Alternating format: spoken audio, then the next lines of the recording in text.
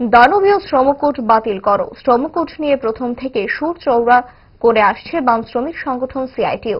আজ ফের সেই স্লোগানকে সামনে রেখে রাজ্য শ্রম দপ্তরের সামনে ধর্ণা বিক্ষোভ কর্মসূচি পালন করতে দেখা গেল বাম শ্রমিক সংগঠন সিআইটিইউর তরফে।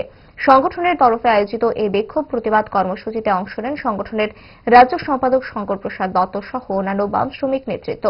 এই কর্মসূচি থেকে অভিযোগ তোলা হয়েছে নয়া শ্রমকোডের মাধ্যমে শ্রমিকদের অধিকার খর্ব করে নেওয়া হয়েছে।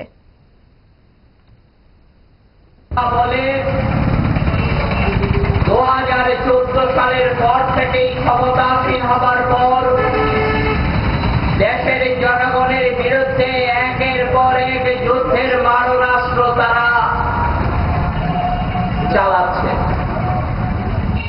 একের পর এক আঘাত করার মধ্য দিয়ে মানুষকে দুর্বল করছে। মানুষ যাতে মৃত্যুর কোলে খুব তাড়াতাড়ি শুয়ে পড়তে পারে তার জন্য আমাদের দেশের শাসকরা আজকে একের পর এক চক্রান্ত ষড়যন্ত্র শুরু করেছে।